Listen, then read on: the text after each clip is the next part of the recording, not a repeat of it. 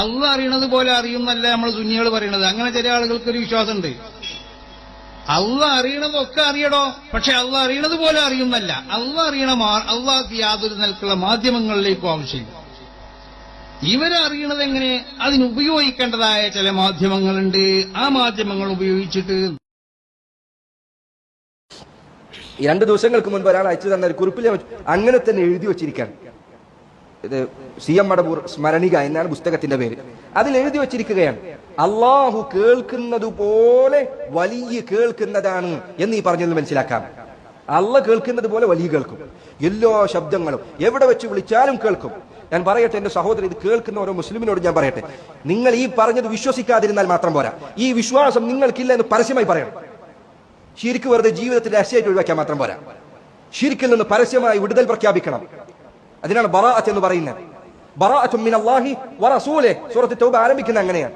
എന്റെ ഹൃദയത്തിൽ ശിർക്കില്ല എന്ന് പറഞ്ഞിരുന്നോണ്ട് കാര്യമില്ല. ഈ പറയുന്ന ശിർക്കൻ വാദങ്ങൾ പറയുന്നത് ഞാനും അവരായിട്ട് ബന്ധമില്ല എന്ന് പറയാനുള്ള ധൈര്യം കാണിക്കണം. ചില മുസ്ലിമീങ്ങളായ സഹോദരങ്ങൾ പറയും, അങ്ങനെയൊക്കെ ഉണ്ട്, എനിക്ക് വിശ്വാസമില്ല, എന്നാലും ഞാൻ അവർക്ക് കൂടി ജീവിക്കാൻ അത് പറ്റില്ല. തൗഹീദിലേക്ക് നീ പൂർണ്ണമായി വരണം, ശിർക്ക് ഉപേക്ഷിക്കണം, അതിന്റെ ആളുകൾക്ക് മാറിക്കണം.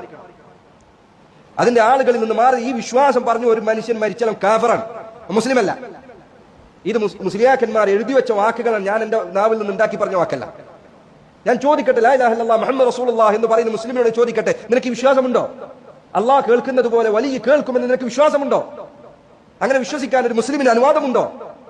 ഇല്ല എന്നാണ് നിന്റെ ഉത്തരമെങ്കിൽ ഞാനിതാ പറയട്ടെ സഹോദര, ആ പറഞ്ഞ വിശ്വാസത്തിൽ നീ മാറി നിൽക്കണം, അതിന്റെ ആളുകളിൽ നിന്ന് നീ മാറി നിൽക്കണം. ഇവർ ഈ പറയുന്ന ശിർക്കും കുഫ്റും എനിക്ക് ബന്ധമില്ല നീ പറയണം. ആളുകൾ പറയും, ഞാനിപ്പോ പറഞ്ഞ ശരിയല്ല, ആൾക്കാർ പ്രശ്നം ഉണ്ടാക്കും. എന്റെ സഹോദര, നീ പുറത്തു വന്ന് പറയുന്നു, രണ്ടാമതൊരാൾ നിന്നെ കണ്ടുവന്ന് പറയുന്നു, മൂന്നാമതൊരാൾ നിങ്ങളെ രണ്ടുപേരെയും കണ്ടുവന്ന് പറയുന്നു. അങ്ങനെയാണ് തൗഹീദ് വിജയിക്കുക. അല്ലാതെ എല്ലാവരും അവരുടെ വീട്ടിൽ പേടിച്ചിട്ട് ഒരാളും പറയാതെ മിണ്ടാതിരുന്നാൽ തൗഹീദ് വിജയിക്കുമോ? അള്ളാഹുവിന്റെ ദീൻ അത് ഹക്കായി പുലരുമോ? നീ പേടിച്ചിരിക്കല്ലേ, അള്ളാഹു നിന്നെ സംരക്ഷിക്കുന്നത്. പല ആളുകൾ പറയുന്നതാണ്, ഉസ്താദേ വീട്ടിൽ അങ്ങനെയാണ്, നാട്ടിൽ ഇങ്ങനെയാണ്, എന്ത് ഞാൻ ചെയ്യും? എന്റെ സഹോദര, തൗഹീദിന്റെ കാര്യത്തിൽ വിട്ടുവീഴ്ച ചെയ്യരുത്, ഇതിന്റെ പരലോകത്തിന്റെ കാര്യമാണ്.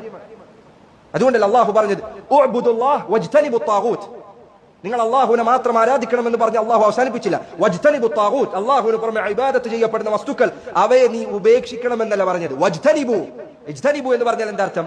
അകറ്റി നിർത്തണം എന്നാണ്, അടുപ്പിക്കാൻ പാടില്ല. ശിർക്കിനെ അടുപ്പിക്കരുത്, വീട്ടിലേക്ക് അടുപ്പിക്കരുത്, ഹൃദയത്തിലേക്ക് അടുപ്പിക്കരുത്. അതുകൊണ്ട് സഹോദരങ്ങളെ ഞാൻ പറയും, അള്ളാഹുവിന് പുറമെ ഒരാൾ അവന്റെ വിളിപ്പുറത്തുള്ളതിന് അപ്പുറത്ത് ഒരാളെ വിളിച്ചിട്ട് പറയാൻ എന്നെ രക്ഷിക്കണേ എന്ന് പറഞ്ഞാൽ അവൻ അള്ളാഹു സുബ്ഹാനഹു വ തആലക്ക് സൃഷ്ടികളെ തുല്യമാക്കിയിരിക്കുന്നു. അവൻ ഇസ്ലാമിന് പുറത്തു പോകും. അള്ളാഹു കാത്ത് രക്ഷിക്കുമാറാകട്ടെ.